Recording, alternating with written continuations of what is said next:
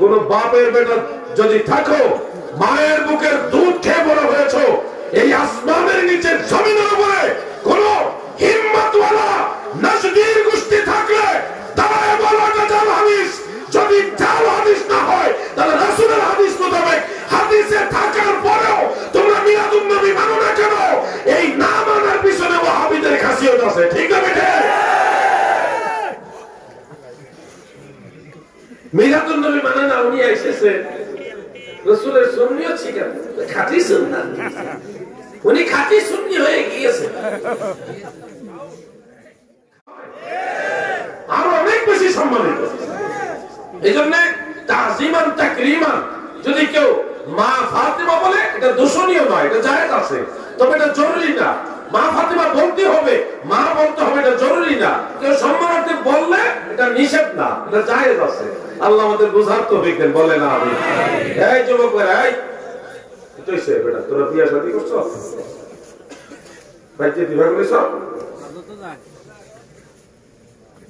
দেখছো কুয়াশা বুঝে ঘর দিচ্ছে, একটু সহালিত হাঁচু হুচু দিবা, সহালিত জায়গা দর্শে আমরা যাইস না ভাবিলে বয়স দোয়াটা শুনি হয়ে যা। এরা বইতে কষ্ট লাগে না, আচ্ছা তা কাখারি থাক, তাও যাইস না। আরে আমরা দর্শে যাই বুঝতেছি না, যে কি কষ্টটা লাগতেছে যাইতেও। আল্লাহ তাদেরকে কবুল করো, বলে না আমি।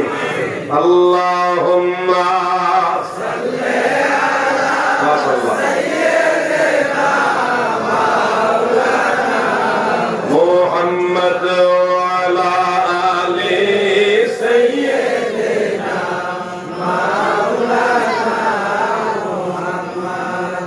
তুমি আল্লাহর প্যারা হাবিব, তোমার সাথে তুলনা কার, তোমার মতো আরশ ভ্রমণ করে নাই কোন পয়গম্বর। আল্লাহুম্মা সাল্লি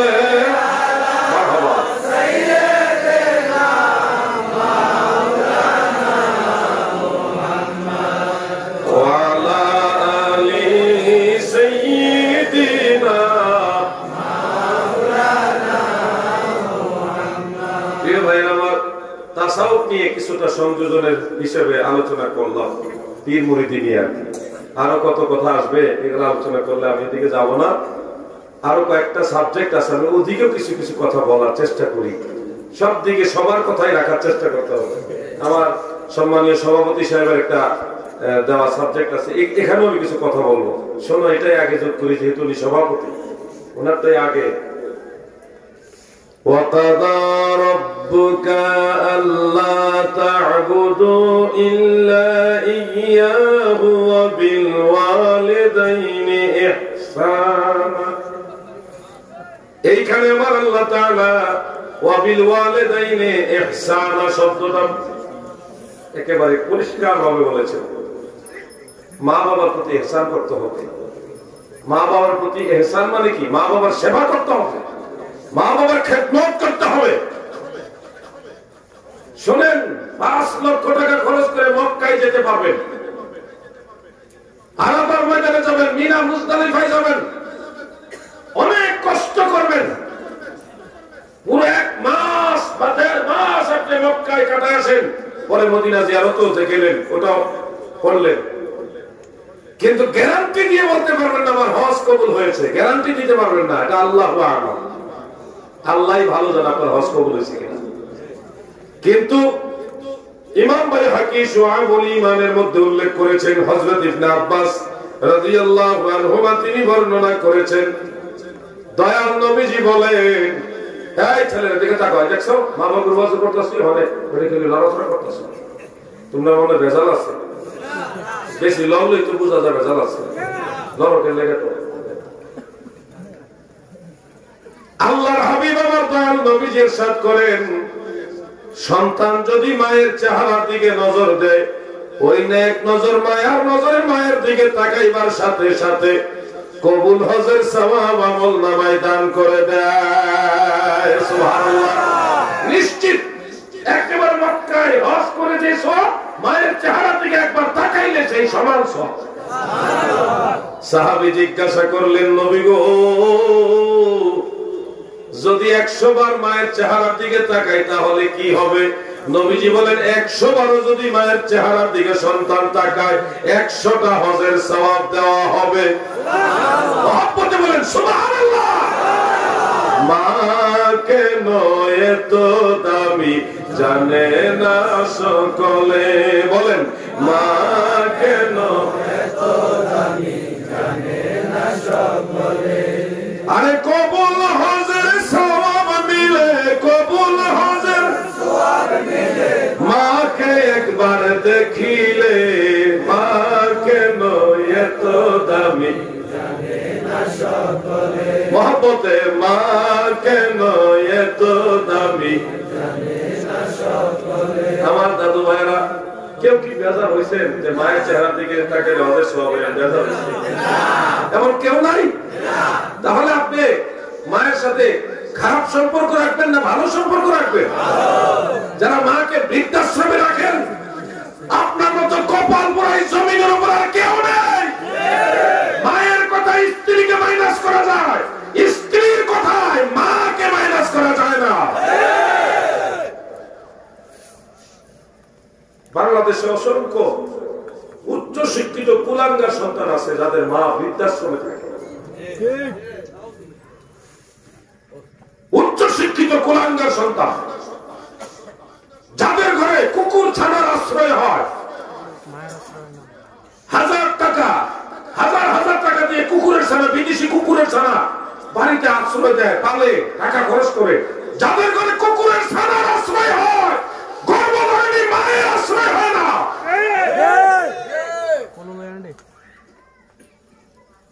কোথায় যাচ্ছে বাংলাদেশ? সেই ইয়াহুদ এবং নাসারাদেরকে ফলো করে অনেক পরিমাণে বৃদ্ধাশ্রম তৈরি হচ্ছে বাংলাদেশ। মা বাবার আশ্রয় না সন্তানের কাছে। তুমি যখন ছোট ছিলে প্রস্রাব করে দিতে, যখন তখন পায়খানা করে দিতে, নিজের কাজটা নিজে করতে পারতে না, নিজের পরিষ্কার পরিচ্ছন্ন করতে পারতে না, তখন তো তোমার মা তোমাকে ফেলে দিতে পারেনি। আজকে কেন তোমার মাকে তোমার ঘরে জায়গা দাও না? তোমার ঘরের রূপটা কত ভালো, তোমার বিছানাটা কত উন্নত, তোমার মায়ের বিছানা এত পুরাতন কেন? তোমার মায়ের জন্য একটা ভালো ল্যাপ নেই কেন? তোমার মায়ের জন্য, তোমার বাবার জন্য একটা ভালো কম্বল নেই কেন? তুমি কি জানো কনকনে শীতে তুমি যখন ছোট ছিলে তোমার মা তোমাকে ঠান্ডা লাগতে দেয়নি, নিচে গরম কাপড় দিয়ে উপরে দিয়েছে, এরপরে টান দিয়ে বুকের সাথে মিশিয়ে রেখেছে আমার সন্তানের জন্য ঠান্ডা না লাগে। তুমি প্রস্রাব করে বিছানা ভিজিয়ে দিয়েছো, শীতের রাতে মা সেই ভিজা বিছানায় পেশাবের মধ্যে শুয়া তোমাকে বুকের মধ্যে আগলায় ধরে রাখছে। তোমার বিশ্বাস হয় না? তোমার স্ত্রীকে জিজ্ঞাসা করো তোমার সন্তানের বেলায় এরকম করেছে কিনা। তোমার স্ত্রীকে জিজ্ঞাসা করো। সেই মায়ের আশ্রয় আমার ঘরে হয় না, মায়ের আশ্রয় হয় বৃদ্ধাশ্রমে। অনেক ভাই আছেন এখানে, মা যেই ঘরে থাকবে ওই ঘরের বিছানাপত্র ভালো না, এখানে আছে, কিন্তু উনি ওনার স্ত্রীকে নিয়ে ভালো বিছানায় ঘুমাচ্ছে। আপনি ঘুমান, আপনাকে নিষেধ করেনি আল্লাহ। আল্লাহ রসুল বলেছেন, ইন্নাল জান্নাতা তাহতা আকদামিল উম্মাহাত, মায়ের পায়ের নিচে সন্তানের জান্নাত। যেই পায়ের নিচে তোমার জান্নাত, সেই মা থাকে ভাঙ্গা করে, ভাঙ্গা বিছানায়, পুরান বিছানায়, ময়লা যুক্ত কাপড় চোপড়ের বিছানায়, আর তুমি থাকো উচ্চ বিলাসিতার সেই রুমে। তুমি কি জানো তোমার জান্নাতকে তুমি ময়লার মধ্যে ফেলে রেখেছো? মক্কার ইমাম তোমাকে বলতে পারবে না জামার দিকে তাকাইলে হজের সওয়াব, মায়ের চেহারার দিকে তাকাইলে তোমার হজের সওয়াব। ঠিক না? আজকের এই মাহফিল থেকে মনে মনে সিদ্ধান্ত নেন, আমার কাছে 1000 টাকা যদি থাকে, আমি 1000 টাকা দিয়ে কালকে আমার মায়ের জন্য ভালো একটা ল্যাপ কিনে নিয়ে যাব। 1000 টাকা যদি না হয়, 2 দিন 3 দিন 4 দিনের ইনকাম দিয়ে মায়ের জন্য একটা ল্যাপ নিয়ে বলো, মা আমি তোমার জন্য আছি, দেখবেন মায়ের কলিজাটা ঠান্ডা হয়ে যাবে। মাকে খুশি করতে লক্ষ টাকা লাগে না। আপনার কি মনে হয় যে মা শীতে কোন করে কষ্ট করে? জীবনে তো বলে না পুত্রে আমার কষ্ট হয় শীতে, কোনদিন কয় না। কিন্তু যতই কষ্ট লাগে আমার পুত্রের কষ্ট হয়নি এটা দেখে ওনার ছেলের কষ্ট হচ্ছে কিনা ওটা আগে উনি ফলো করে। উনি যে শীতে কষ্ট করে এটা কিন্তু বলে না, কোনদিন মা বলে না। আজকে বলে দিলাম মায়ের জন্য একটা ল্যাপ নিয়ে যাও, একটা ল্যাপ নিয়ে বলো মা তোমার জন্য আছে, দেখবে মা কত খুশি হয়, কত খুশি হয় মা, দেখবে। বেজার হইলেন আপনারা? এই মাহফিল থেকে শিক্ষা নিয়ে যান। এরপরে যদি বলে হুজুর আমি খুব নেহায়েত গরিব, আমার কাছে 200-300 টাকা আছে, আর বাকি টাকা নাই, আমার মাকে আমি একটা ল্যাপ কিনে দিতে চাই, আমি আপনাকে আশ্বস্ত করে যাই, একজন লোক ধরাই দিই যার মাধ্যমে আমাকে পাবেন। আমি আপনার মায়ের জন্য একটা ল্যাপ কিনে দিব। আমি একটা লোক ধরাই দিই, সরাসরি হয়তো আমাকে ফোন দিলে নাও পেতে পারে, একজন লোক দেখাই দিই।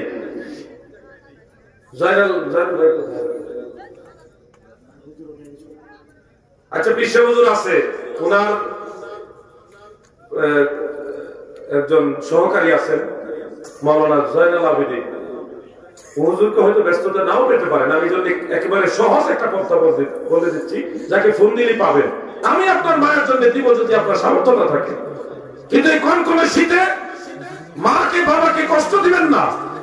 মা জননীকে ভালো একটা লেপের মধ্যে শোয়া আল্লাহর দরবারে হাত ধরে হে আল্লাহ আমার খেদমত কবুল করো, এই দোয়া ডাইরেক্ট আরশে আল্লাহ পর্যন্ত কবুল হবে। ঠিক না বেটে? আমাদের বিশ্বাস। ইসলাম কত সুন্দর ধর্ম গো। মায়ের জন্য যদি কোনো ভালো কাজ করো সেটা ইবাদত, এটা আল্লাহর সন্তুষ্টির কারণ। মা জননীর দিকে মায়ার নজরে তাকাইলে কত বড় ইবাদত, বড় হজের সওয়াব, কত সুন্দর ধর্ম, এটা ইবাদত তো বটে, আল্লাহর সন্তুষ্টির কারণ। যুবক ভাইরা রে, অনুরোধ করে বলে যায় তোমার স্ত্রী তোমার পর, আমি বলছি না তোমার স্ত্রীও তোমার সুখের সাথী দুঃখের সাথী, কিন্তু স্ত্রীর কথাই মাকে কষ্ট দিও না। এমনিতে একটু পারিবারিক কলহ সবারই কম বেশি থাকে, সর্বাধিক ব্যাপারে মায়ের বিষয়টা প্রাধান্য দিবে। খবরদার আমার স্ত্রী, আমি আমার কথা বলি, আমার স্ত্রী অনেক একজন পুণ্যবান মহিলা, এটা আমার ভাগ্য, আল্লাহ পাকের দয়া। এরপরেও একদিন আমার স্ত্রী আমার মায়ের সম্পর্কে একটা অপ্রিয় কথা বলেছিলেন। তখন আমার স্ত্রীকে বলেছি তুমি আমার বেগম সাহেবা, তুমি আজীবন আমার আশ্রয়ে থাকবে ইনশাআল্লাহ, কিন্তু কখনো আমার মা নিয়ে কখনো নেতিবাচক কথা বলবে না। আমার মা আমার গর্ভধারিণী, আমার জান্নাত, আমার মাকে তুমি ভালোবাসো, আমার মা তোমাকে আদর করবে, খবরদার আমার মা নিয়ে কখনো কথা বলবে না। আমার স্ত্রী মাথাটা নিচু করে এরপরে আর কোনোদিন আমার মা নিয়ে কথা বলেনি, বরং আমার মায়ের খেদমতের ব্যাপারে আমার স্ত্রী আরো বেশি দায়িত্বশীল হয়েছে। আমি যদি বলতাম আচ্ছা ঠিক আছে আমি বিচার করে দেবো, মা বিচার করবো আমি, এরকম বললে আমার স্ত্রী আরো বেশি আমার মায়ের প্রতি রুক্ষ ব্যবহার করতো, ভোল্টেজ বাড়তো। তামিল স্যার বলতেছে ভোল্টেজ আরো বাড়লই। এজন্য স্ত্রীর সামনে কখনো মাকে ধমক দিবেন না, খবরদার খবরদার। মা যদি বলে আমার 1 ফোঁটা দুধের দাবি নাও, পারবে না দিতে। 1 ফোঁটা দুধের দাবি মাকে দিতে পারবে না। এই কথাগুলি মনে রাখো। আমি আমার ব্যাপারে আমল করার চেষ্টা করি, তোমরাও আমল করবা। আমি শুধু তোমাদের বলতেছি তোমরা আমল করবা, আমি আমার ব্যাপারে আমল করবো এমন নয়। তোমরা আমল করবো, আমিও আমল করবো। মা বাবার খেদমতের দরকার আছে কিনা মিয়া ভাই? শোনেন একটা ছোট্ট ঘটনা বলি, এটা পার্থিব ঘটনা, কিন্তু আমাদের মধ্যে একটা শিক্ষণীয় আছে। ফরিদপুর জেলায় একটা থানা আছে নগরকান্দা। নগরকান্দা থানায় একটা ঘটনা হয়েছে। একজন, কষ্ট হবে, একজন লোক গ্রাম্য, খুব সাদা সিধা মানুষ, বাবা, তিনাদের একটাই ছেলে। ছেলেটাও একেবারেই সহজ সরল, একেবারেই সহজ সরল। ছেলেকে বিয়ে করাইছে, একেবারে নেহায়েত গরিব, পুরো ফ্যামিলিটা খুবই গরিব। ছেলের বাপ একটু বয়স হয়ে গেছে, এখন আর পরিশ্রম করতে পারে না, ছেলেটা ভ্যান গাড়ি চালায়, ওইদিকে ভ্যান গাড়ি রিক্সা, একটা ভ্যানে 4-5 করে বসে আর ওইটাই রিক্সা। আপনারা যারা গেছেন তারা নিশ্চয়ই দেখেছেন। ছেলেটা একেবারে সাদা সিধা, একেবারে সরল মনের মানুষ, কিছু মানুষ আছে না এরকম, একজন এসে বলছে তোরে এইটা কইছে, হ্যাঁ শিখতে গেছে না করে এরকম একবারে একেবারে মানে মদন আর কি, মদন।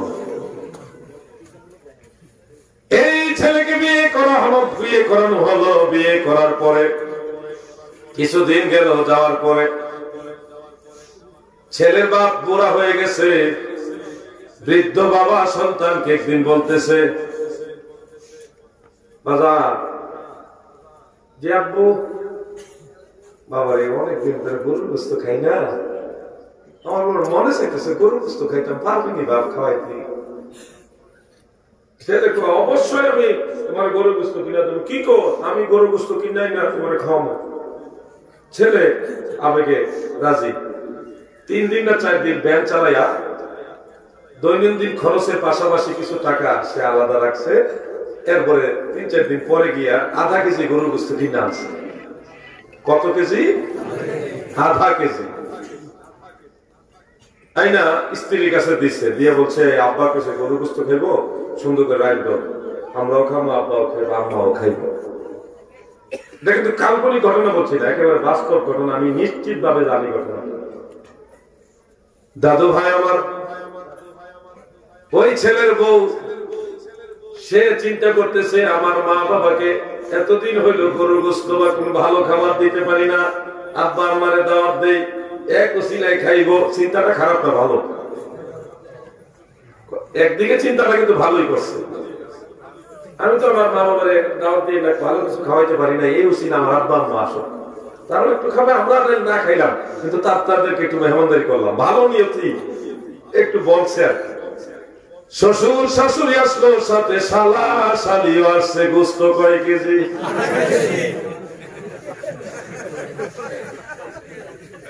একেবারে নির্বেজাল ঘটনা এটা, আমি নিশ্চিত জানি, দেখি তো বলতেছি। আধা কেজি গোস্ত, শ্বশুর শাশুড়ি আছে, শালা শালি আছে, তারা 2 জন জামাই বউ আছে, আব্বা আম্মাও আছে। যাই হোক, গভীর ভাবে খেয়াল করে শুনবেন, মায়ের কথা, বাবার কথা আমি গুরুত্ব বুঝাইবার জন্য ঘটনাটা বলতেছি। রান্না করা হলো, ছেলের বাপ মা চিন্তা করলো ওনারা তো মেহমান, আগে মেহমানরা খাক, পরে থাকলে আমরা অল্প খাইলে চলবো, আগে ওনারা মেহমান। কিন্তু শ্বশুর শাশুড়ি শালা শালি এত বড় রাক্ষস, পুরো আধা কেজি গোস্ত তারাই সাইরা লাইছে। লাগজনি ভেজা।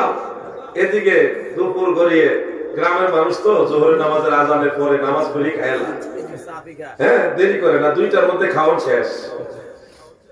শহরে না 3টা 4টা 3:30 গিয়া দুপুরে খাবার খা, কিন্তু গ্রামের মানুষের জোহরের নামাজের পরে কিন্তু বক্সায় দেয়। দুপুর গড়িয়ে বিকাল হয়ে গেল, প্রায় 4টা হয়ে গেল, বাপ মার খাবারের খবর নাই। অনেকক্ষণ হয়ে গেল, বাবা কোনো খাবার না পেয়ে পেটের খিদা কোথায়, 2টার সময় ভাত খায়, এখন 4টা বাজে, 2 ঘন্টা অবাক, বাপের পেটের ক্ষুধায় ছেলেকে চাইছে, হেরা তো সালা সালি নিয়ে আনন্দে আছে, আর এদিকে দুনিয়ার মায়া মধ্যে মেরা জালে বদ্ধ হয়ে মা বাবার কথা তাদের জীবন থেকে ছুটে গেছে। এটা একটা বাস্তবতা, অনেক সময় এরকম বেখেয়াল হয়ে যায়, এরকম একটা হয়ে গেছে যে মা বাপ যে খাইছে না, ওই খেয়ালই নাই। বাপে এসে কইতেছে কি রে ফুট, এদিকে সাওয়াল কয়, ছেলেকে সাওয়াল বলে, আমাদের এলাকায় ফুট কয়, আপনারা কি বলেন? ছেলে, মানে নিজের মা নিজের ছেলের কি কয় আদর করে? ফুট বলে না? চাঁদপুরের মানুষ না আপনারা? সাওয়াল, বাবা, বাজান, আব্বা, যেভাবে আদর করে ডাক দিছে, বাবা আমরা তো খুব খিদা লাগছে, বাবা তোর তরকারি থাকলে কিছু আমাদের খাবার দেয়, আমাদের খিদা লাগছে, তোর মায়ও কিছু খাইছে। এই ছেলের মনে হয়েছে আব্বা তো খাইছো না, ঘুষ তো আনছি আব্বার লেগা। এত সহজ সরল মানুষ, গ্রাম্য মানুষ, তাড়াতাড়ি আব্বারে ভাত দাও, আব্বা ভাত খাইছে না, আম্মাও খাইছে না, তুমি আর দিলা না কেন, তুমি বাদ দিলা না কেন, আব্বারে এতক্ষণ হয়ে গেল। এই লেডিস তো লেডিস, মহিলাদের একটা রক তেরা থাকে, তোমার বাপ মা আর দিন পাইছে না, পাগল হয়ে গেছে, খাওয়ার লেগে বাড়ি মেহমান এসে দাও না। আমার আব্বা মায়া খাইছে, এখন তোমার বাপ মানে খাওয়ার লেগে পাগল হয়ে গেছে। মহিলাদের অযথাই শয়তানের একটা ধোকায় পড়া এমন কিছু কথা কইছিলেন, হেতে ছেলে তো মদন টাইপের। হেওয়া বাপের গিয়া কয় তোমরা বাড়ির মেহমান এসে তখন পাগল হয়ে গেছে খাওয়ানোর লেগে। এত বুধাই বাপে তো কষ্ট হয়ে গেছে, আমি তো ফেলে দেবো দিছে কাইন্দা, বাপে কাইন্দা দিছে চোখে বাড়ি সাইরা ঘরে ভিতরে গেছে। ঘরে গেছে ওর মা জিজ্ঞেস কি হয়েছে তুমি কান্দো কেন? তোমার পুত্র এই কথা কইছে। বাপ না খেয়ে মায়ের ঘরে চুপচাপ হইয়া হয়তো কাঁদতেছে, বাপে কান ছাড়া কানতে মেজে লইয়া বাজারের দিকে যাইতেছে। বাজারে গিয়ে হয়তো কিছু খাবে, বাজারের দিকে যাচ্ছে আর চোখের পানি ফেলতেছে। ওই দেখেন খেলাটা ওই এলাকার চেয়ারম্যানের লোকের সামনাসামনি দেখা হয়ে গেছে। রানিং যিনি চেয়ারম্যান যে কিও অমুক ভাই আপনি তো কোনোদিন কান্দেন না, আপনি তো কানতে দেখি না, আমরা যে কান্দে সেটার কঠিন বিচার করবো। তো বাপ তো কষ্ট ভাইয়া কয়ে লেছে আমার ফুটে এই কথা বিচার লাগে আমি কান্দি। বাপ তো মা মা ওই বাপ বাপ হয়ে আপনারা বেজার হবেন না।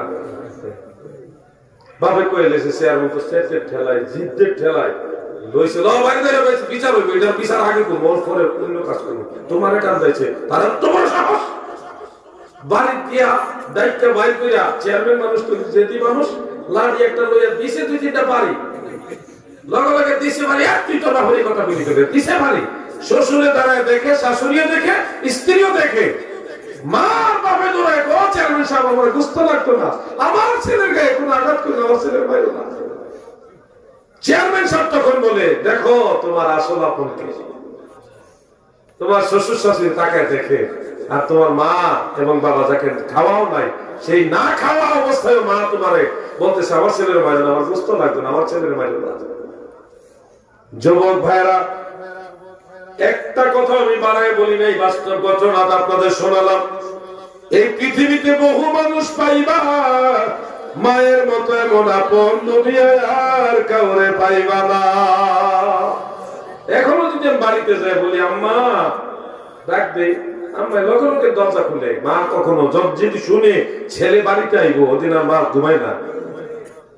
এই জন্য মা বাবার সাথে ভালো ব্যবহার করবেন, বলেন ইনশাআল্লাহ। একটা বিষয় বললাম, মা বাবার বিছানা যদি ভালো না হয় এটা আপনারা কালকে চেষ্টা করবেন, ঠিক আছে?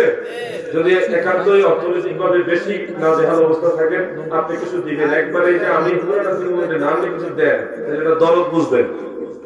200-300 টাকা হলে দেন, দিলে বাকিটা আমি দিব, দিয়ে একটা ল্যাব কিনা মায়ের জন্য নিয়ে যাবেন ইনশাআল্লাহ। বলেন আল্লাহ যেন আমল করার তৌফিক দেয়, বলেন আমিন। আমার আরো কয়েকটা সাবজেক্ট আছে, আজকে অনেক বেশি সাবজেক্ট দেওয়া হয়েছে, আমি সবগুলিতে কিছু কিছু কথা বলবো ইনশাআল্লাহ। সভাপতি সাহেব আমি আরো বলতে পারতাম, কিন্তু আমি এখানে এটা রাখলাম, আরো কিছু সাবজেক্ট আছে, তোমরা থাকবানি যুবক ভাইরা? মসজিদে চেয়ারে বসে নামাজ পড়া মাসালা আমি যদি বলি হয়তো কেউ বেজার হবে, কেউ খুশি হবে। আমি সত্য কথা বলবো, নামাজ আদায় করার 3টা তরিকা আল্লাহ রাসূল সাল্লাল্লাহু আলাইহি ওয়াসাল্লাম নিজে বয়ান করেছেন।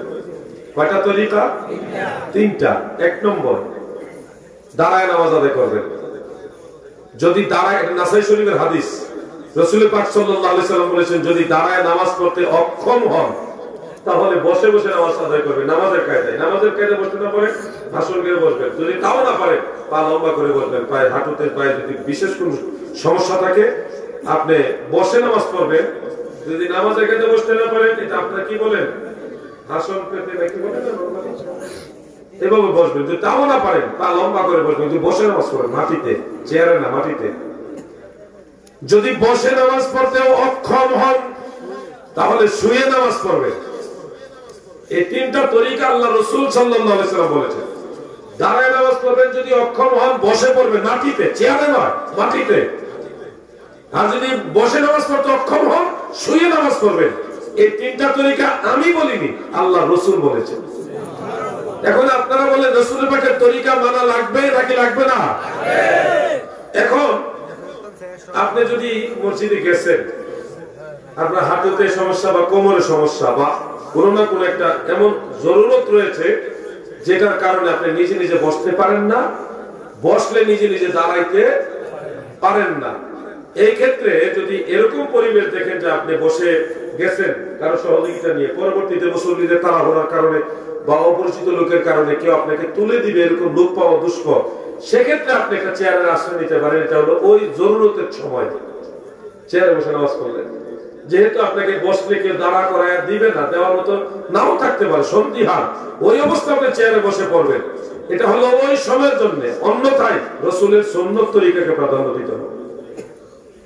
চেয়ারে বসে জমিদারি নামাজে দেখায় না, নামাজে ওয়াকুমু লিল্লাহি কানিতিন, আল্লাহর প্রতি বিনয়ের সাথে দাঁড়ানোর নির্দেশ আল্লাহ তাআলা দিয়েছেন। চেয়ারে বসলে একটা বাবা বলে সবাই মাটিতে কপাল লাগাইল, আপনি নাও পারলেন না, আপনি তাদের সাথে বসে থাকেন। যেই লোকটা বারবার বসে আল্লাহকে সেজদা দেওয়ার চেষ্টা করবে, যে দাঁড়াইলো, বসলো, রুকু করলো, সেজদা দিল, বাজার করেন, নিজে নিজে বসতে পারে না, সে কষ্ট করে বসে পা লম্বা করি বারবার সেজদা দেওয়ার চেষ্টা করতেছে, মাথাটা নত করতেছে, আল্লাহ কি মায়া লাগবে না? চেয়ারে বসে নামাজ পড়লে কেমন কেমন যেন একটা জমিদারি ভাব আসবে। চেয়ারে বসে নামাজ পড়া না জায়েজ না, আবার জায়েজ না, বিশেষ জরুরতে জায়েজ, অন্যথায় আপনারা মাটিতে বসে নামাজ পড়বেন। আল্লাহ তাআলা আমাদের বুঝার তৌফিক দেন, আমিন।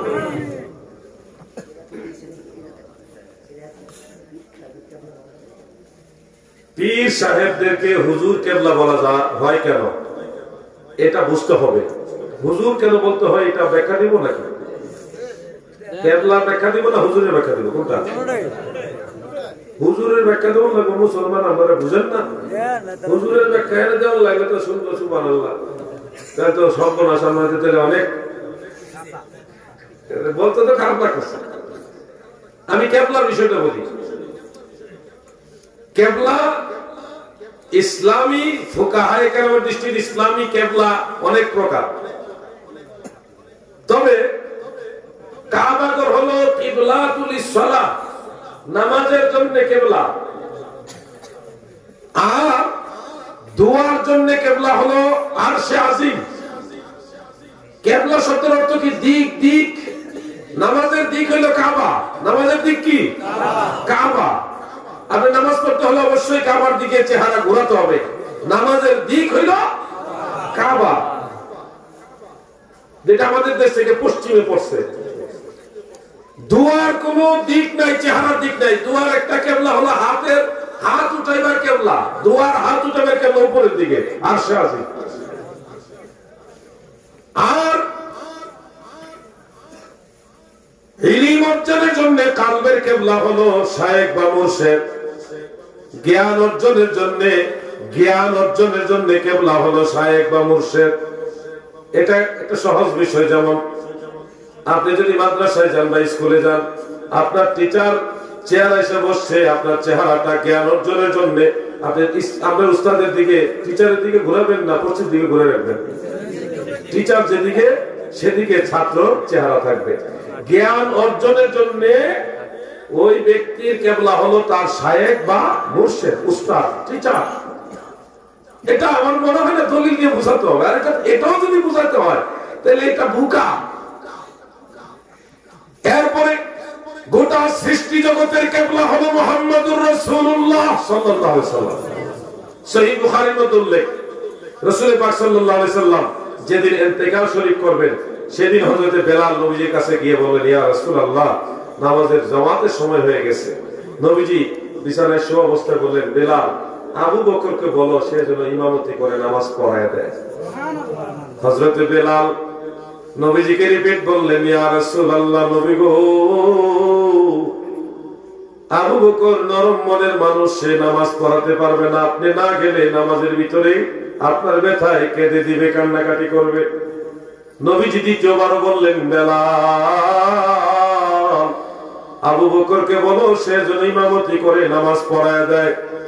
হযরত বেলাল আবার বললেন, ইয়া রাসূলুল্লাহ, আবু বকর নরম দিলের মানুষ, আপনি না গেলে আপনার ব্যথায় সে নামাজ পড়াইতে পারবে না, নামাজের ভিতরে কান্নাকাটি করবে। এটা বুখারী শরীফের হাদিস। তিনবার, আরেকটা হইতেছে চারবার। নবীজি বেলাল তিনবার বা চারবার বলার পরে নবীজি বারবার বলতেছে, আবু বকরকে বলো সে যেন নামাজ পড়ায় দেয়।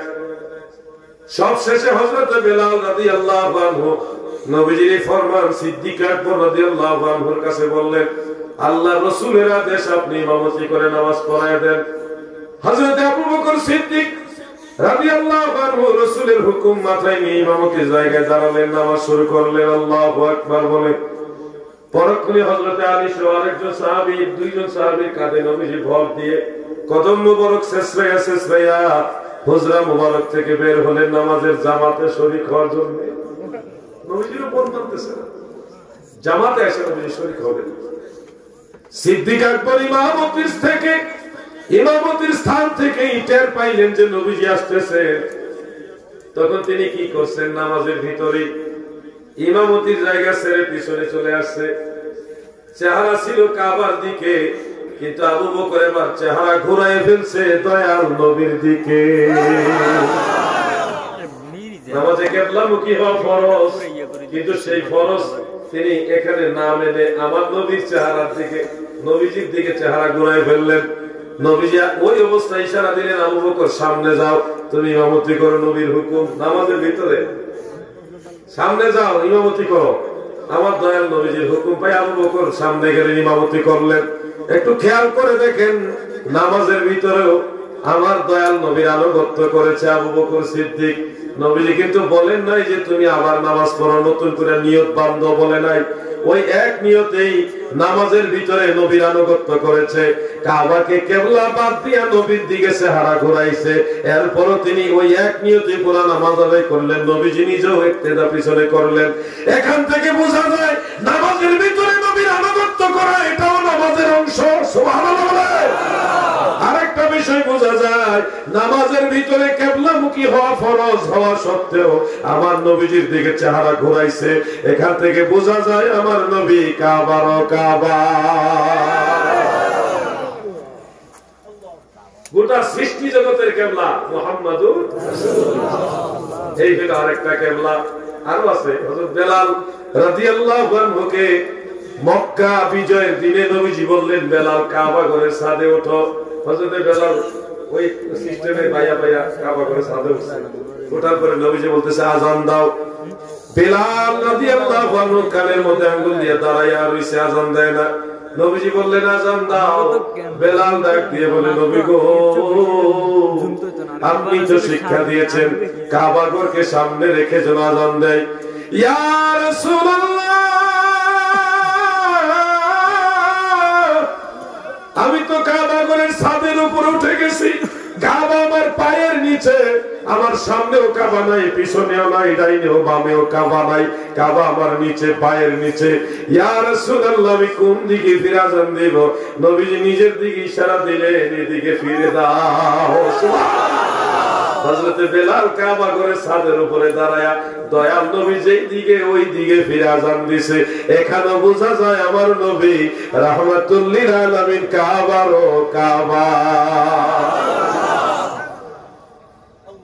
তুমি হলে কাবার কাবা, নবী আকরাম, নূরে মুজাসসাম, লাউ লাখো সালাম। তোমার প্রেমেই পড়ি মোরা মিলাদে কিয়াম। তোমার নূরে সৃজন হলো দুনিয়া তামাম। তুমি হলে কাবার কাবা, তুমি হলে কাবার কাবা, নবী আকরাম। এই গজলটা চাঁদপুরে শুনে গেছিলাম। এই জন্য জ্ঞান অর্জনের জন্য, ছাত্রের জন্য কেবলা হলো তার উস্তাদ। আমরা পীর সাহেবদেরকে কেবলা বলি জ্ঞান অর্জনের দৃষ্টিকোণ থেকে। শরীয়তের জ্ঞান অর্জনের জন্য আপনি মাদ্রাসায় গিয়ে আপনার হুজুরের দিকে, উস্তাদের দিকে চেহারা ঘুরাই রাখলেন, এটা আপনার জ্ঞান অর্জনের জন্য উস্তাদ, এটা আপনার দিক। এটাকে আরবিতে বলে কেবলা, দিক। লাও চিনে কত চিনে না। কেবলা বলি না, ইসলামী মুসলমানের কেবলা একটা। কে বলেছে? নামাজের কেবলা একটা, ওটা বলো। নামাজের কেবলা হলো একটা, কাবা, বাইতুল্লাহ শরীফ। এছাড়াও অনেক কাজের অনেক কেবলা আছে। এগুলি যদি বাইন্ডিং করে দেয়, বুঝেই না কেবলা কাকে বলে। এরা মনে করে কেবলা মানে কাবা ঘর। কেবলা বলতে মনে কাবা ঘর। আসলে কাবা হলো কিবলাতুল সালাহ, কেবলা। আল্লাহ আমাদের বুঝার তৌফিক দেন, আমিন। আসসালামু আলাইকুম। মহিলারা বাড়ি থেকে দেয় কি মসজিদে নামাজ পড়তে পারবে? মসজিদে পড়তে পারবে তো না, অবশ্যই না। এটা আমি একটু আগে ইশারায় বলে দিয়েছি আসলে আলোচনাটা। কুদুরি এবং হেদারা, জাওহারাতুন নাইয়ারা, ফাতোয়ায়ে বাহরুর রায়, এই সব পেট এবং বাদায়ু সানায়ের মধ্যে উল্লেখ, ইউকরাহু লাহুন্না হুদুরুল জামাআত, সকল প্রকার নামাজের জামাতের উদ্দেশ্যে বের হওয়াটাই মহিলাদের জন্য মাকরুহে তাহরিমি, হারামের পাশাপাশি। কেন? ইসলামের প্রথম যুগে মানে রাসূল পাকের জামানায় মহিলারা জামাতে নামাজ পড়তো, কিন্তু নবীজি সবসময় মহিলাদেরকে ঘরে নামাজ পড়ার জন্য উৎসাহ দিত। আবু দাউদ শরীফের মধ্যে উল্লেখ যে মহিলাদেরকে লা তামনাউ নিসাআকুম, তোমাদের মহিলাদেরকে নিষেধ করে না মসজিদে নামাজে যেতে, ও বুয়ুতাহুন্না খায়রুল লাহুন্না, কিন্তু তাদের ঘর তাদের জন্য উত্তম। সুনান আবি দাউদের হাদিস, সাহিহ ইবনে খুজাইমার মধ্যে উল্লেখ, রাসূল পাক বলতেছেন মহিলাদের মসজিদের চাইতে তাদের ঘরের বারান্দায় নামাজ পড়া উত্তম, বারান্দা নামাজের চাইতে তাদের ঘরে নামাজ পড়া আরো উত্তম, আর তাদের ঘরের ভিতরে নামাজ পড়া চাইতে তাদের একান্ত যে রুম, একেবারে অন্তর্মহল গোপন রুমের মধ্যে নামাজ পড়া আরো উত্তম। সহিহ হাদিস এটা। রাসূল পাক সারা জীবনই মহিলাদেরকে ঘরে নামাজ পড়ার জন্য উৎসাহ দিতেন। এ থেকে বোঝা যাচ্ছে মহিলারা যদিও জামাতে নামাজ পড়েছে, কিন্তু নবীজি পছন্দ করতেন মহিলারা যেন ঘরে নামাজ পড়ে। জামে ও সগীরের মধ্যে ইমাম জালালউদ্দিন সুয়ুতী একটা হাদিস উল্লেখ করেছেন, রাসূল পাক সাল্লাল্লাহু আলাইহি সাল্লাম বলেন মহিলারা ঘরে নামাজ পড়লে 25 গুণ বেশি সওয়াব। ঘরে নামাজ পড়লে মহিলারা 25 গুণ বেশি সওয়াব। দেখেন আল্লাহ নবী কতভাবে মহিলাদের ঘরে নামাজ পড়ার জন্য উৎসাহ দিয়েছেন। সাহিহ ইবনে খুজাইমার মধ্যে উল্লেখ, একজন মহিলা সাহাবীয়া নবীজির কাছে এসে বললেন, ইয়া রাসূলুল্লাহ, আমার খুব মনে চায় আপনার সাথে নামাজ পড়তে। নবীজি উত্তর দিলেন, আমি জানি, কিন্তু তোমার জন্য তোমার ঘরে নামাজ পড়া তোমার জন্য আরো উত্তম। দেখেন আল্লাহ রাসূলের সাথে নামাজ পড়তে চায়, নবীজি এরপর বললেন তোমার জন্য ঘরে নামাজ পড়া উত্তম। আর ঘরে নামাজ পড়ার চাইতে একান্ত প্রকোষ্ঠে নামাজ পড়া আরো উত্তম। সহিহ হাদিস। হযরত ওমর রাদিয়াল্লাহু আনহু জামানায় আয়েশা দেখা গেল মহিলাদের ফিতনা। ফিতনা কি আমগো জামানায় কম নিয়ে ভাই? মেয়েরা যদি এশার নামাজের সময়, যুবতী মেয়েরা যদি নামাজে বাইরে হয়, খোলা বাইরে মনে বাড়ি ঘরে খোলা তুমি দেখো না, ফিতনা বাড়বে না? ব্যাপকভাবে ফিতনা বাড়বে। এমনি কি টিচিং এর অভাব নাই, ব্যাপকভাবে টিচিং বাড়বে। হযরত ওমর রাদিয়াল্লাহু আনহু জামানায় টিচিং দেখা দিছিল, তখন সব সাহাবীদেরকে নিয়ে, সমস্ত সাহাবীদেরকে নিয়ে হযরত ওমর ইজমা করলেন, ঐক্যমত করলেন যে মহিলা রাস্তায় জামাতের উদ্দেশ্যে বের হবে না। এটার উপর ইজমা হয়ে গেছে। ওমর রাদিয়াল্লাহু আনহু নিষেধ করে দিলেন, একেবারে রাষ্ট্রীয় পর্যায়ে নিষেধ করে দিলেন, মহিলারা যার যার ঘরে নামাজ পড়বে। তখন কিছু সংখ্যক মহিলা হযরত আয়েশা রাদিয়াল্লাহু আনহার কাছে বিচার দিছে গিয়া, বুখারী শরীফের মধ্যে উল্লেখ, সহিহ বুখারীতে। আম্মা জান আয়েশা যখন এই বিচার পাইলো, আয়েশা জবাব দিছে কি জানেন? বলতেছে তোমরা যেই হালের মধ্যে আছো, এই হাল যদি রাসূল পাক দেখতো তাহলে আল্লাহর নবী আরো আগে নিষেধ করতেন। আম্মা জান আয়েশা রাদিয়াল্লাহু তাআলা এই কথা বলতেন। শেষ হোক এটা। এজন্য মহিলারা ঘরে নামাজ পড়বে, এটাই হলো চূড়ান্ত মাসালা। যদি এখানে কেউ আসে এটা যোগ করেন যে হুজুর মসজিদে নববীতে হাজী সাহেব মহিলারা তারা তো নামাজ পড়ে, সেটার সমাধান কি? এটার সমাধানও আছে। এখানে মহিলারা মসজিদে নববীতে জামাতের সাথে নামাজ পড়ে আলাদা যে শরীক হচ্ছে, এখানে তারা মূলত রাসূলের জিয়ারতে গেছে, উপস্থিত জামাত শুরু হয়ে গেছে। এখানে হানাফি মাযহাবের মাসালা হলো কোথাও মহিলারা আগে থেকে আছে, হঠাৎ জামাত শুরু হয়ে গেছে, তখন তারা পিছনে তাদের সুবিধা মতো যেখানে জায়গা ওখানে তারা জামাতের নামাজ শরীক হয়ে গেছে। এই সময় তাদের নামাজ আদায় হয়ে যাবে, পুনরায় নামাজ দোহরাতে হবে না। কেন? তারা তো অরিজিনালি নামাজের জামাতের উদ্দেশ্য ওখানে যায়নি, তারা তো আগেই সেখানে ছিল। মানে রাসূলের জিয়ারতে সেখানে আগে থেকেই উপস্থিত ছিল, এই জন্য ওই অবস্থায় তারা জামাতে দাঁড়ায় নামাজ আদায় করে নেবে, সেটা হেরেম শরীফ হোক, মসজিদে নববী হোক। আর যদি বলেন না মহিলারা তো যার যার হোটেল থেকে আসে, এটা হলো হোটেলের মাসালা, আরব দেশের বর্তমান মাসালা। কিন্তু আমি বলবো মহিলা মা বোনেরা তারা মসজিদে জামাতের উদ্দেশ্যে যাবেন না, তারা জিয়ারতের উদ্দেশ্যে রোজা পাকে যায়। সেই অবস্থায় জামাত শুরু হয়ে গেলে তারা ওখানে নামাজে দাঁড়ায় যায়। এটা হলো পজিশন, পরিস্থিতির কারণে। এবং ফেকার মাসালাও এটা, যদি মহিলার আগে থেকে কোনো জায়গায় উপস্থিত থাকে, ওখানে যদি নামাজ শুরু হয়ে যায়, সেই অবস্থায় তারা যদি পিছনে দাঁড়ায়, নামাজের দাঁড়ায় জামাতে শরীক হয়, তাহলে তাদের নামাজ আদায় হয়ে যাবে। কারণ এখানে নামাজের জামাতের উদ্দেশ্যে বের হওয়া তাদের উদ্দেশ্যের মধ্যে নেই, মূলত হজে গেছে। হজ এখানে উদ্দেশ্য হলো হজ, উদ্দেশ্য হলো রাসূলের জিয়ারত, উদ্দেশ্য কিন্তু জামাত নয়, উদ্দেশ্য হলো হজ। আল্লাহ তাআলা আমাদের বোঝার তৌফিক দেন। আমিন। আর প্রশ্ন?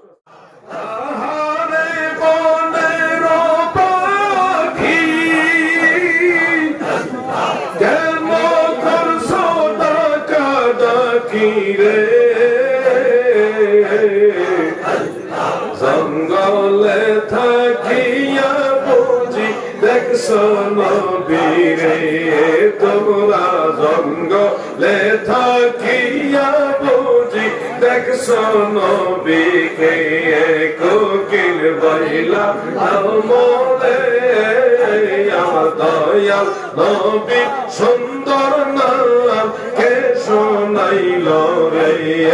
আল্লাহ আল্লাহ আল্লাহ মারহাবা, আল্লাহ আল্লাহ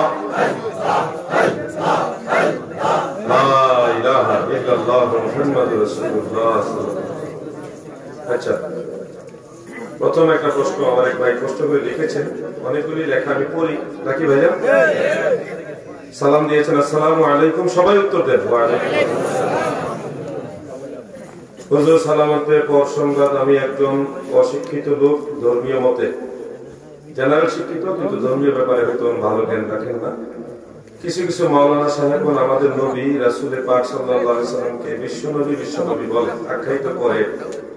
ওয়াজ মাহফিলে একজন বক্তার নাম লিখেছেন, নাম বলতে চুপ না, বলে থাকে আমাদের নবী সৃষ্টিকুলের শ্রেষ্ঠ নবী, 18,000 মাখলুকাতের নবী রাসূল পাক সাল্লাল্লাহু আলাইহি সাল্লামকে বিশ্বনবী বলাটা ঠিক কিনা দয়া করে একটু জানালে খুশি হব। ধন্যবাদ। আমাদের মোহাম্মদ আব্দুর রশিদ মেম্বারই নাকি মেস্তরি, তিনি প্রশ্নটা করেছেন, ধন্যবাদ। আসলে অনেকে না জেনে বিশ্বনবী বলে, অনেকে জেনেই বলে, তবে যারা না জেনে বলে সেটাও অন্য বিষয়। যারা জানেন না তারা আপনারা জেনে নেন, জেনে শুনে ভুল করবেন না। নবীজি শুধু বিশ্বের নবী না, তিনি কুল কায়নাতের নবী, সমগ্র সৃষ্টি জগতের নবী।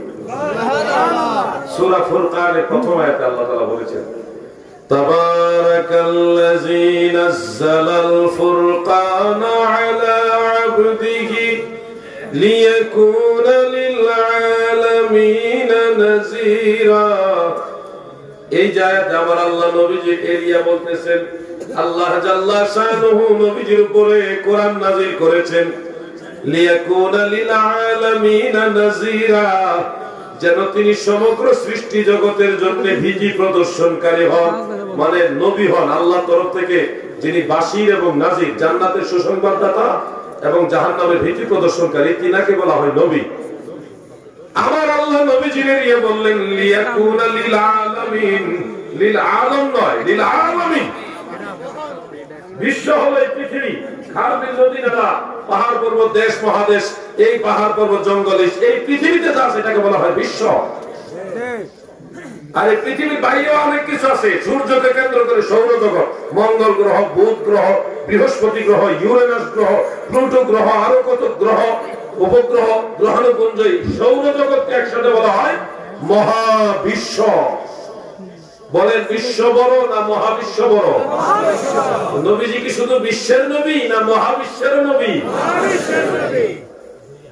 শুধু মহাবিশ্বের নবীও না, আরো আছে বলে। এক কথাই বলবো, নবীজি হলো কুল কায়নাতের নবী, সমগ্র সৃষ্টি জগতের নবী।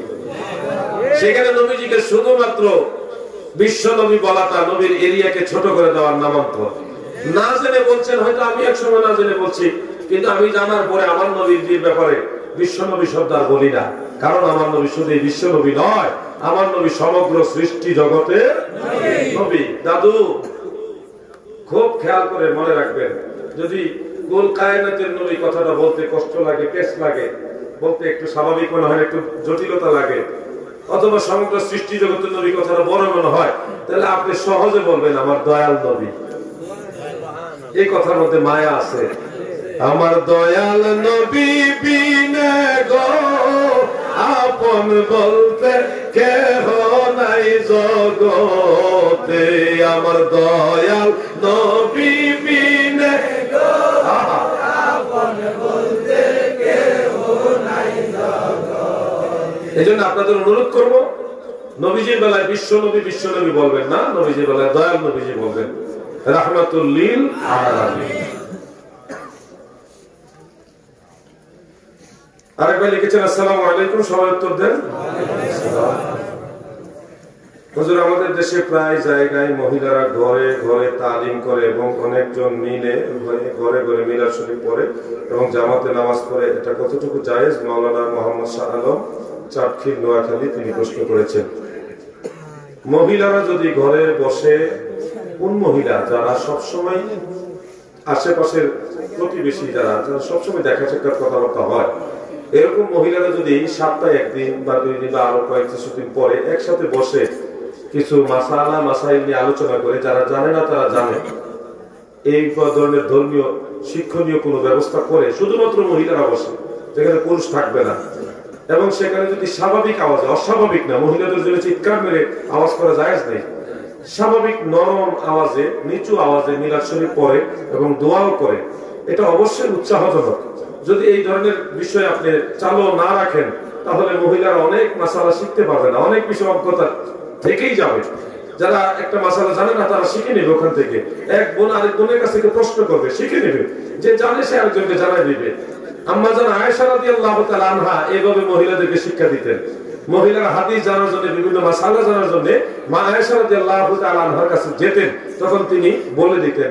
অনেক সময় কোরআনের তাফসীর পর্যন্ত মহিলারা করছে।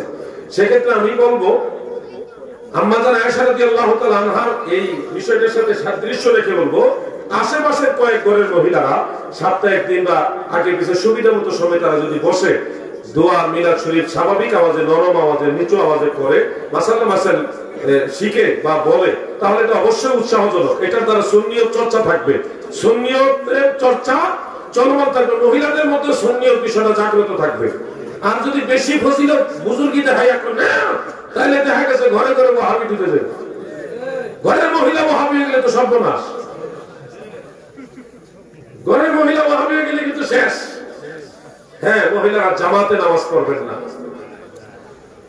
মহিলাদের ইমামতি নেই, মহিলাদের জামাতের উদ্দেশ্যে বের হয়ে যায় না। এমনিতে আপনারা জিকির আজকার, দোয়া, মিলাদ বা মাসাইলের জন্য বসতে পারেন, যারা জানে না তারা জানান, কিন্তু এই মহিলারা ইমামতি করবে আর অন্যান্য মহিলারা পিছনে কাতারবন্দি নামাজ পড়বে, এটা তো সওয়াব হবেই না, এটা মাকরুহে তাহরিমা, হারামের কাছাকাছি, কবিরা গুনাহ হবে।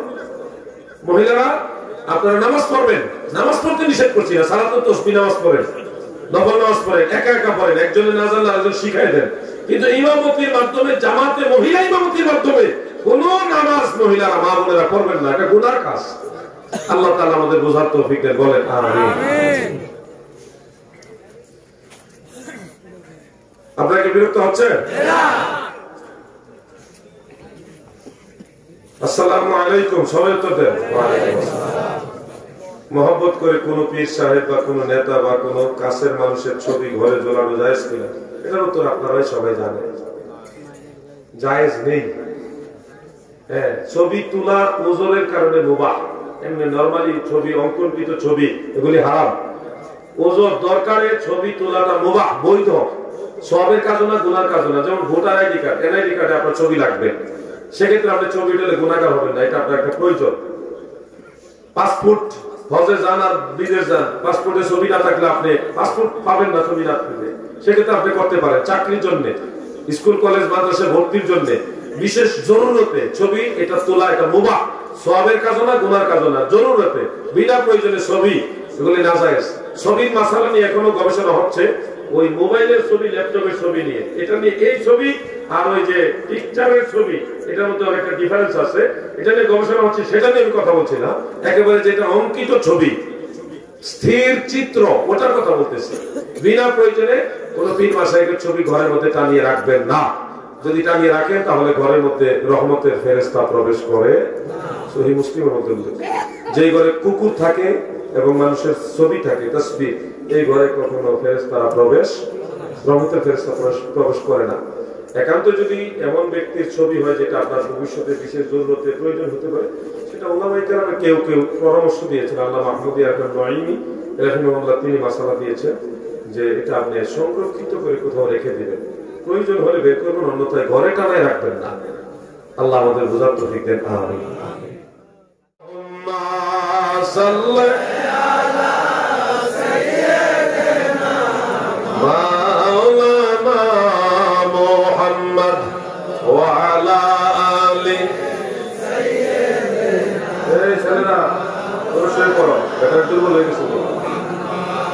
আল্লাহুম্মা সাল্লি আলা সাইয়্যিদিনা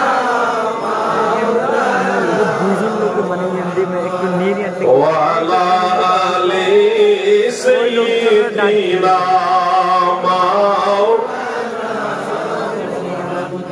এবার আমি আরেকটা বিষয়বস্তু নিচ্ছি, সেটা হলো সুন্নিরা ঈদে মিলাদুন নবী সাল্লাল্লাহু আলাইহি ওয়াসাল্লাম কোথায় পেল, এটা কি ইসলামে বা কোরআন হাদিসে আছে কিনা, এই ব্যাপারে একটু কথা বলি। কি রে ভাই, আপনারা কি অধৈর্য চলে গেলেন? আইব মত করছে এক লোক এত জনের মতো করে,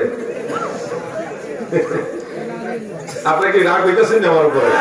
আমি এই বিষয়টা, আমি কমিটির যে একটা বিষয় দেওয়া, এগুলোর উপর আলোচনা করতে হবে নাকি? যে কটা বিষয় দিছে মোটামুটি দুইটা শেষ, আর একটা বিষয় শেষ করলেই আমার আলোচনা শেষ করে দিলে আশা করি একটা ঝামেলা হবে না ইনশাআল্লাহ। আমি আর একটু আপনাদের টাইম নিয়ে নিই, হয়তো আপনার ভাবতেছেন কতটুকু জানে করে আল্লাহ জানে। 11:59 বাজে, আপনারা যদি থাকেন তাহলে আমি আপনাদের কাছ থেকে 16 মিনিট সময় চেয়ে নিলাম। পারবেন 16 মিনিট ইনশাআল্লাহ? আচ্ছা, একটু জিকির করেন, ইসমে জাত আল্লাহ আল্লাহ আল্লাহ আল্লাহ আল্লাহ মাশাআল্লাহ আল্লাহ আল্লাহ আল্লাহ আল্লাহ আল্লাহ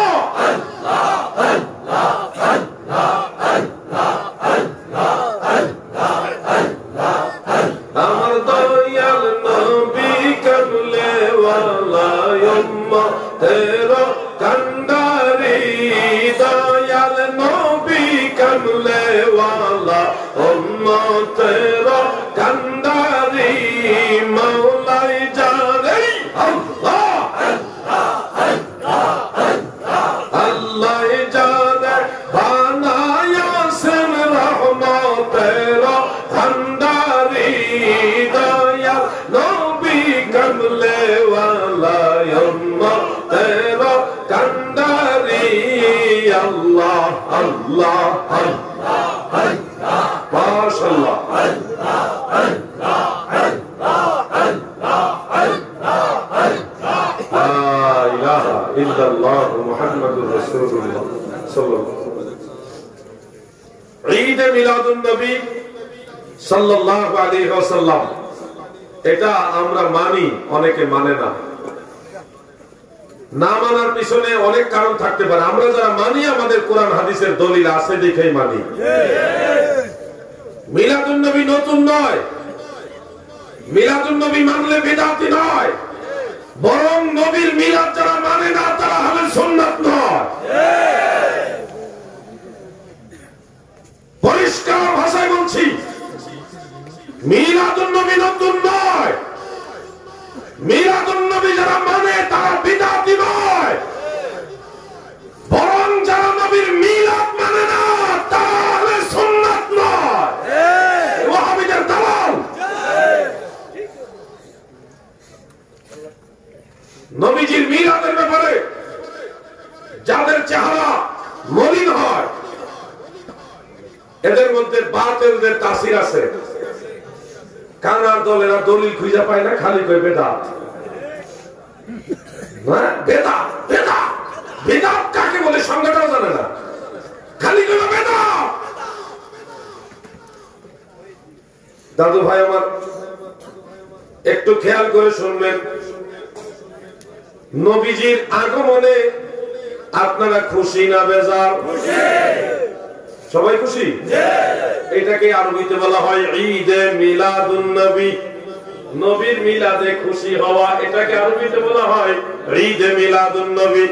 এই চাঁদপুরে এমন কেউ আসেননি আমার নবীর আগমনে খুশি হন না, এমন কেউ আসেননি?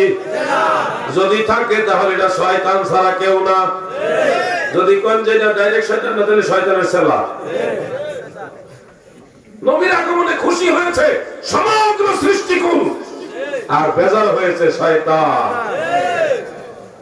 এক সময় যারা মিলাদুন নবী মানতো না, তারা বলতো কোরআন হাদিসে কোথাও মিলাদ পাইলাম না, কোথাও মিলাদ পাইলাম না, কোথাও মিলাদ নেই। এক সময় বলতো না, যেগুলি ডকুমেন্ট আমাদের কাছে সংরক্ষিত আছে, এক সময় বলতো কোরআন হাদিসে কোথাও মিলাদ নেই, কোথাও মিলাদ পাচ্ছি না। আমরা বিশেষ করে আমি গুনাহগার, সেই ব্রাহ্মণবাড়িয়া জেলার আখাউড়া রেলওয়ে ময়দানে বলেছিলাম, রেল স্টেশনের পাশেই, সেখানে তারা চ্যালেঞ্জ করেছিল মিলাদ কোথাও নাই, মিলাদুন নবী কোথাও নাই, বিদআত। আমি সেদিন তাবারানীর মুআজামুল কবির স্টেজে নিয়ে খুলে প্রথম খণ্ডের 28 নম্বর হাদিস খুলে দেখিয়ে বলেছিলাম, আন আয়েশা রাদিয়াল্লাহু তাআলা আনহা قالت تذاكر رسول الله صلى الله عليه وسلم وابو بكر رضي الله عنه ميلادهما عندي। আম্মা জান আয়েশা বলেন, আমার দয়াল নবীজি এবং আবু বকর সিদ্দিক রাদিয়াল্লাহু আনহু দুইজনে আমি আয়েশার কাছে অবস্থান করে মিলাদের তাজকিরা করেছেন, মিলাদের আলোচনা বা মাহফিল করেছেন। আল্লাহর নবী এবং আবু বকর সিদ্দিক দুইজনে একসাথে হয়ে মিলাদের মাহফিল করেছেন। আমি জানতে চাই চাঁদপুরের মুসলমানেরা গো, আল্লাহর নবী যেহেতু নিজেই মিলাদের মাহফিল করেছেন, সেহেতু মিলাদুন নবীর মাহফিল জায়েজ না নাজায়েজ? জোরে বলেন, জায়েজ না নাজায়েজ? ব্রাহ্মণবাড়িয়ার আখাউড়া আমি কিতাবটা খুলে বলেছিলাম, কোন বাপের বেটা যদি থাকো, মায়ের বুকের দুধ খেয়ে বড় হয়েছ, এই আসমানের নিচে জমিনের উপরে কোন হিম্মতওয়ালা নজদীর গোষ্ঠী থাকলে দাঁড়ায় বলো না জাল হাদিস। যদি জাল হাদিস না হয় তাহলে রাসূলের হাদিস মোতাবেক হাদিসে থাকার পরেও তোমরা মিলাদুন নবী মানো না কেন? এই না মানার পিছনে ওয়াহাবিদের খাসিয়ত আছে, ঠিক না বেটে? মিলাদুন নবী মানে না, উনি এসেছে রাসূলের সুন্নিয়ত শিখান, খাঁটি সুন্নাত, উনি খাঁটি সুন্নি হয়ে গিয়েছে, খাঁটি সুন্নি হয়ে গিয়েছে। আমি কুমিল্লাতে, হুজুর আপনারা জানেন কুমিল্লাতে মাতৃভান্ডার অভাব নাই, দুই রাস্তার পাশে আসে দুই দিকে মাতৃভান্ডার, শত শত দোকান আছে, আছে না? সব কয়টাই কি আসল মাতৃভান্ডার? আরে এরা আমাদের থেকে আমরা ব্যবসা মাতৃভান্ডার কুমিল্লার ঐতিহ্যবাহী রসমলাই নাকি? আমিও পছন্দ করি, আপনারাও পছন্দ করেন, দেশের মানুষ এটা পছন্দ করে। কিন্তু আসলে রাস্তার ডাইনে বামে নিউ মাতৃভান্ডার, আসল মাতৃভান্ডার, খাঁটি মাতৃভান্ডার, ঐতিহ্যবাহী মাতৃভান্ডার, বিভিন্ন নামে নামে কত দোকান, আসলে সবই কি আসল মাতৃভান্ডার? আসল মাতৃভান্ডার তো রোডের সাইডেই নাই, এটা তো শহরের ভিতরে, তাই না ভাই? এখন ভাই আসল মাতৃভান্ডার খুঁজতে হলে সাথে সাথে আপনি নয়া নয়া বেজাল বেজাল মাতৃভান্ডার পাবেন। এজন্য আসল সুন্নি এর সাথে ভেজাল ভেজাল নয়া নয়া সুন্নিও খুঁজে পাওয়া যাবে। এই জন্য সুন্নিয়তের নামে আহলে সুন্নাতের ব্যানার ইউজ করে যারা নবীর মিলাদ মানে না, এরা সুন্নি নয়, এগুলি ইবনে আব্দুল ওয়াহাব মসজিদের দালাল। আমি বলবো এই সারাস্তি থানা যেটা হাজীগঞ্জ থানা, হাজীগঞ্জের মুমিন মুসলমানেরা, আপনাদের কাছে একটা কথা বলি, আপনার ছেলে আপনি মরে গেলে দোয়া করবে না, এতে কি খুশি না আপনি?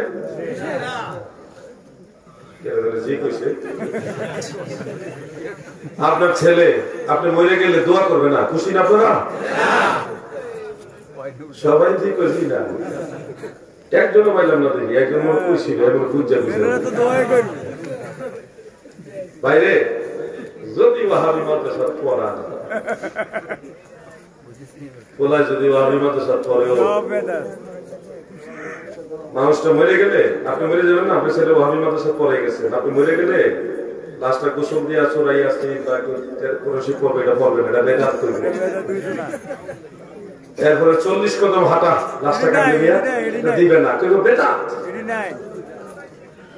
তলকিন দিবে কিনা জানি না, জানাজাটা পড়বে, কইরা কোন মতে লাশটা কেমনে কবরের মধ্যে রাইখায়া পড়বো, ওই তাড়াহুড়া করবে, জানাজার পরে দোয়া করবে না, দাফন করে দোয়া করবো কিনা এটাও সন্দেহ আছে। 4 দিনে 40 দিনে সুবিধা মতো সময় দোয়ার মাহফিল করবে কিনা ওটারও 100% সন্দেহ আছে। চাঁদপুরের হাজীগঞ্জের নবীর প্রেমিকেরা গো,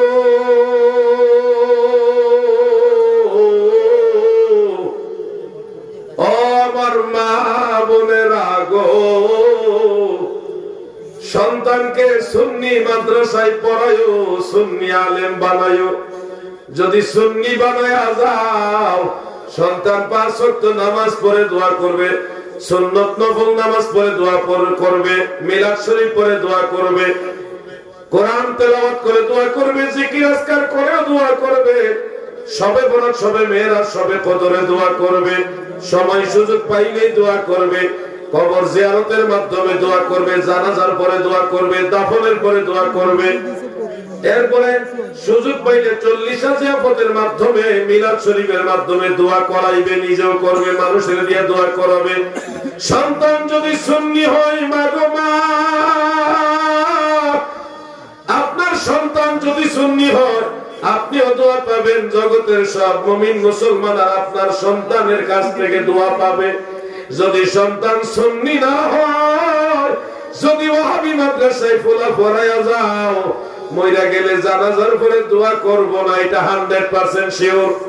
মিলাদ পড়ে দোয়া করবে না, এটাও 100% শিওর। সবে বরাতের রাত্রে, সবে মেরাজের রাত্রে দোয়া করবেন, এটাও 100% শিওর। 4 দিনে 40 দিনে দোয়া করবে না, দোয়ার আয়োজন করবে না, এটাও শিওর। হয়তো মাঝে মধ্যে করতেও পারে, তবে বিশেষ ভাবে কবর জিয়ারত আনুষ্ঠানিক ভাবে কইরা যে আমরা সুন্নিরা দোয়া করে, এটাও করবে না। মনে রাখেন, আপনারা যারা আছেন হাজীগঞ্জের মুসলমান, ছেলে মেয়েদের পক্ষ থেকে আপনারা দোয়া চান নাকি চান না? সবাই বলে চান কিনা? তাহলে সন্তান সুন্নি বানায় যায়। আমি আমার লাভে বলছি না, আপনাদের লাভে বলছি, আপনাদের লাভের জন্য কথা বলছি। বাইরে ও ভাই শোন, আমি একটা কথা বলি, ফরজ নামাজের পরে যদি কোথাও দোয়া বন্ধ হয়ে যায়, তখন এটার বিরুদ্ধে প্রতিবাদ করে কারা? ওয়াহাবিরা না সুন্নিরা? জোরে বলেন না কারা? বুঝেননি আপনারা নাকি? ধরে নামাজের পরে আগে মোনাজাত হইতো, হঠাৎ করে অমুক মসজিদের দোয়া বন্ধ হয়ে গেছে, দোয়া করে না, তখন এটার জন্য কষ্ট পায় এবং দোয়া যেন চালু থাকে, এই ব্যাপারে অগ্রণী ভূমিকা রাখে ওয়াহাবিরা না সুন্নিরা? আজ পর্যন্ত কোন মানুষ শুনছেন যে দোয়া বন্ধ হয়ে গেছে, ওয়াহাবিরা আন্দোলন করে দোয়া চালাইছে? এরা তো দোয়া বন্ধ করে আর দোয়া চালু করে সুন্নিরা। এজন্য আমি একেবারে সহজ ভাষায় বলতেছি, সুন্নি মাদ্রাসার আলেমরা, সুন্নি মাদ্রাসার ছাত্ররা, তারা নিজেরাও দোয়া করে, মানুষকেও দোয়া শিক্ষা দেয়। আমি এসে আপনারা কেবল ভাই আপনার ছেলেটা দেন মাদ্রাসায়, ভাই দেন, আপনার ছেলেটা আলেম হলে আপনার এই ছেলে আপনাকে বেহেশতে নিয়ে যাবে, জান্নাতে নিয়ে যাবে, আপনার বংশের সবাইকে জান্নাতে নিবে। এই লুক টুক দেখাইয়া, সঠিক এটা সত্য লোক, এটা লুক দেখাইয়া আপনার ছেলেকে মাদ্রাসা নিবে। আপনি দিলেন, মাসে মাসে টাকা দিতেছেন, চাউল দিতেছেন, দাম দিতেছেন, সময় সুযোগ হইতেছে, হুজুরের মাঝে মধ্যে দিতেছেন কিছু, এই যে দিতেছেন, কিন্তু ছেলের লুক দেখাইছে, সেও ব্যস্ত যাবো, সেও আপনার গোষ্ঠীর শুদ্ধ সময়ের ব্যস্ত নিব, ওই লোক দেখায় মাদ্রাসা লয়ে গেছে, মাদ্রাসা নিয়ে শিখাইবো হাসরের দিন নবীরা শুনলে তো ইয়া নফসি করবো, আর পীর সাহেবের তো হুঁশ থাকতো না, মুরিদ পাশে কোন সময়। তাহলে কইলো একটা শিখাইলো এগুলি ভেজাল না ভাইজান, যেটা বুঝতে শুনে যায়। আপনি যদি কোন আমার ছেলে আমি বানাই যাও, আমার কি? তুমি বললে দোয়া করবে না, তোমার ফুলা দোয়া করবো না, ভাই ছেলে দোয়া করতে দিব না। এখন আপনারা মুরব্বীরা বলেন আপনাদের দোয়া লাগবে নি? যুবক করে তোমরা কি কইলে না সবাই দোয়া লাগবে কিনা? তোমার পক্ষে কারা কারা হাত না?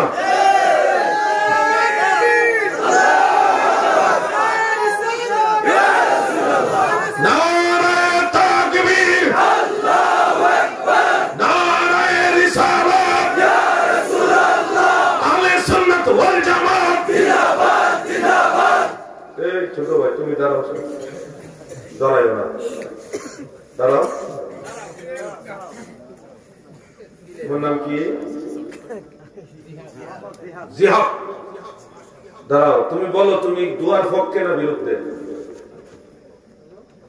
জোরে কও, বেটার দুর্বল নেই, দুয়ার পক্ষে। মাশাআল্লাহ কন্যা,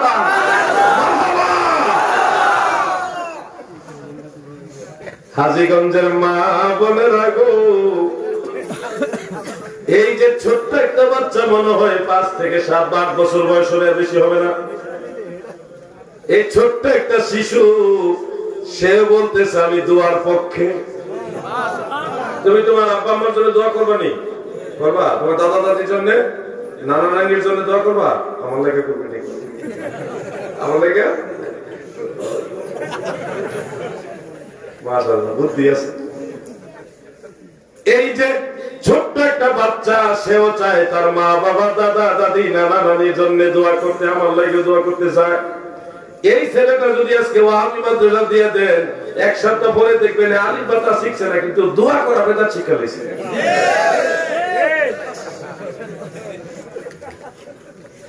আপনারা আসেলো, আমি মনের দুঃখের কথা রেখেছি। সূরা ফাতিহা শিখছে না, কিন্তু মিলাদ পড়া বেদা শিক্ষা লইছে। কঠিন একটা অবস্থা।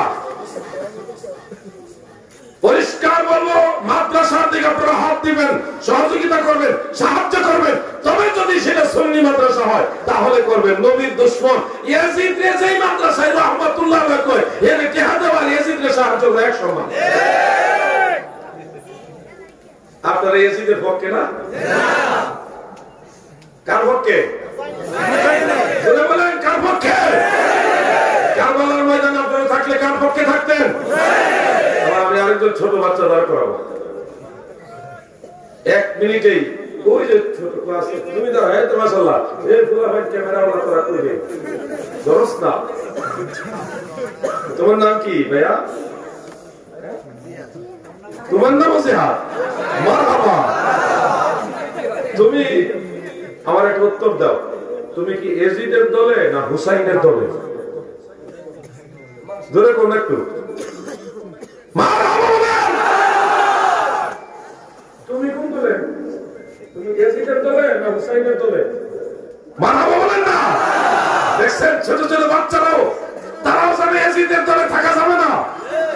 আমরা বাঁচবো হুসাইনের দলে, মরতে হলো হুসাইনের দলে থাকবো, কারণ জান্নাতের যুবকদের সরদার ইমাম হুসাইন। ঠিক আছে? আপনি ওয়াহাবিদের সাথে ঠিক আছে ভাই, আপনারা কোনছেন ইয়াজিদ কেমন ছিল? দেখবেন কেমনে কেমনে কেমনে কেমনে ঘুরে গেলে এটাই বুঝাইবো ইয়াজিদের দোষ আছে। কারণ অনেক ওয়াহাবিরা এরা বলে ইয়াজিদ রাহমাতুল্লাহ তাদের একটা বইয়ের মধ্যে তাদের ওয়াহাবি একজন বড় ডক্টর, সে বলছে ইয়াজিদ রাদিয়াল্লাহু আনহু। এজন্য যারা ইয়াজিদের দলে ইয়াজিদকে রাহমাতুল্লাহ আলাইহি বলে, ইয়াজিদকে রাদিয়াল্লাহু আনহু বলে, ইয়াজিদকে নিরপরাধ প্রমাণ করতে চায়, ইয়াজিদের প্রশংসা করে, তাদের সাথে সুন্নিদের সম্পর্ক থাকতে পারে না। ঠিক আছে? নাম করার দরকার নেই, নামই বেজার আছে। আমি আপনাদের শুধু এতটুকু বলবো, ইমাম হোসাইনকে যারা ভালোবাসেন আপনারা যাচাই বাছাই করে সন্তান যেই মাদ্রাসাতে ইমাম হুসাইন রাদিয়াল্লাহু আনহুর পক্ষে আপনারা ওই মাদ্রাসায় সন্তান দিন। আল্লাহ যেন আমাদের বুঝার তৌফিক দেন। বলেন আমিন। বলেন আমিন। এখানে কয়েকটা বই আছে, যদি প্রয়োজন মনে করে নিতে পারেন আপনারা। আমার লেখা প্রিয় নবীজির সালাত, প্রিয় নবীজির সালাত, এটা নামাজের বই। হানাফি মাযহাবের পক্ষে আযান, ইকামত, ওযু, নামাজের শুরু থেকে শেষ প্রতিটা মাসালার দলিল। আযানের আগে সালাতু সালাম, আযানের পরে দরুদ শরীফ এবং আযানের দোয়া, এরপরে ইকামতের কোন সময় দাঁড়াবেন এই ডিটেইলস এর মধ্যে, নামাজের পরে দোয়া, জানাজার পরে দোয়া, তারাবি নামাজ, বিতরের নামাজ, কসরের নামাজ, ঈদের নামাজ, আরো যত নামাজের যত দলিল ইকামতে পাবেন।